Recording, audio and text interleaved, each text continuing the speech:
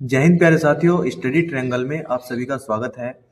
दोस्तों, आज हम बात करने वाले हैं उत्तर प्रदेश पुलिस की जो नई वैकेंसी 32,679 है।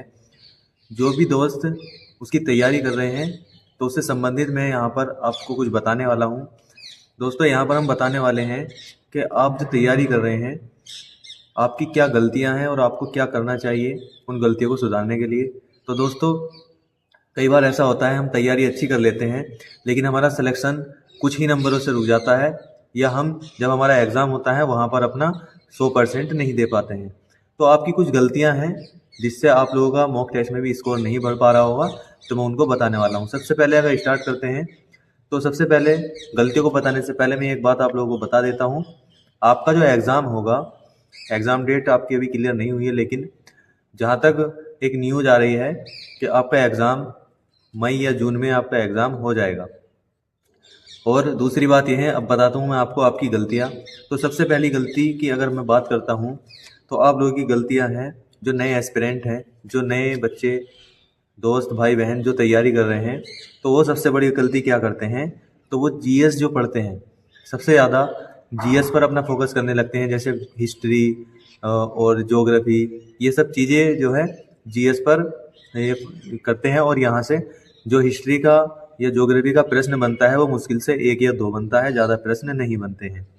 तो इसलिए सबसे बड़ी गलती नए एस्पिरेंट की क्या होती है, वो हिस्ट्री पढ़ने लगते हैं, क्योंकि हिस्ट्री एक बहुत बड़ा सिलेबस है, बहुत सारी चीज़ें उसमें हैं, तो उसको पढ़ने से बचना है आप लोगों को। दूसरी गलती अगर बात करते हैं तो दूसरी गलती यहाँ पर है कि बिना सिलेबस पूरा किए आप लोग मॉक टेस्ट लगा रहे हो। जी हाँ दोस्तों, बहुत सारे बच्चे ऐसा करते हैं कि बिना सिलेबस, आपका सिलेबस पूरा होता नहीं है और आप क्या करते हो, मॉक टेस्ट लगाना शुरू कर देते हैं। तो ये सबसे बड़ी गलती है। सबसे पहले आप लोगों को सिलेबस पूरा करना है, मैंने पिछले वीडियो में भी आप लोगों को बताया है। और मॉक टेस्ट के बाद मान लो अगर किसी का सिलेबस पूरा है या अच्छी तैयारी है और वो मॉक टेस्ट लगा रहा है, तो मॉक टेस्ट के बाद एनालिसिस करना ज़रूरी है। मॉक टेस्ट को एनालिसिस ना करना, ये भी आप लोगों की बहुत बड़ी गलती होने वाली है। और दूसरी सबसे बड़ी चीज़ है, सबसे लास्ट में जो मेन गलती है, डेली मॉक टेस्ट देना। आप लोगों को डेली टेस्ट नहीं लगाना है, आपको वीक में 1 या 2 बार लगाना है। जब आपका सिलेबस लगभग आपका सिलेबस या आपकी तैयारी थोड़ी अच्छी है तब लगाना है, वीक में 1 से 2 बार।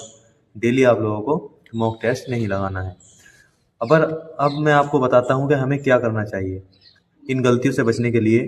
हमें क्या करना चाहिए, तो सबसे पहली बात, जीएस को थोड़ा सा कम करके, मतलब जीएस का रुख हिस्ट्री और ज्योग्राफी या इस तरह के सब्जेक्ट से हटा करके हमें जीएस में इम्पोर्टेंट चीज़ पढ़नी है। जैसे मान लो यूपी जीके के हमारे प्रश्न, इसमें 5-6 प्रश्न फिक्स होते हैं, आने ही आने हैं, ज़्यादा भी हो जाते हैं कम भी हो जाते हैं। तो यूपी जीके और स्टैटिक जीके जरूर पढ़ना है, क्योंकि स्टैटिक जीके जो है वो जरूर हमारी परीक्षा में आता है। और वो स्टैटिक का मतलब ये होता है कि वो बदलता नहीं है। स्टैटिक जीके का मतलब होता है एक ऐसा जीके हम पढ़ रहे हैं जो स्टैटिक है, जिसमें लोडफेयर नहीं होता। दूसरी चीज़, करंट अफेयर आपको डेली पढ़ना है। या तो आप अखबार पढ़ना शुरू कर दीजिए, या फिर कोई क्लास आती है या कोई पीडीएफ आती है, मैंने इस पीडी की बुक आप लोगों को बताई थी, आप करंट पढ़िए, ठीक है। दूसरी बात, जीएस में मैंने आप लोगों को बता दिया है, सबसे ज़्यादा प्रैक्टिस आपको मैथ और रीजनिंग की करनी है, क्योंकि मैथ और रीजनिंग एक ऐसा सब्जेक्ट है जिसको अगर आपके 37 प्रश्न आते हैं रीजनिंग में, या 40-45 प्रश्न जो भी आते हैं, आप उसको 45/45, या फिर अगर मैथ के आपके प्रश्न 19 प्रश्न या 25 प्रश्न जो भी आते हैं, 25/25 आप लोग यहाँ से कर सकते हैं।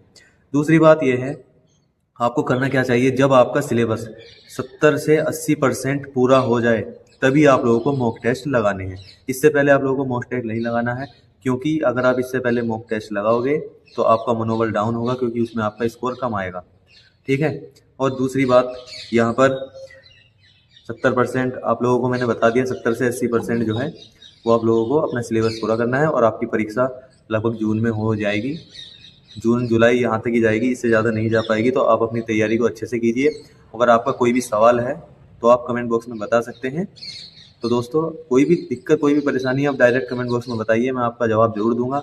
और आपका कोई जेन्युइन क्वेश्चन होगा तो उस पर मैं वीडियो बना दूंगा। तो दोस्तों, मिलते हैं नई वीडियो में। जय हिंद, धन्यवाद।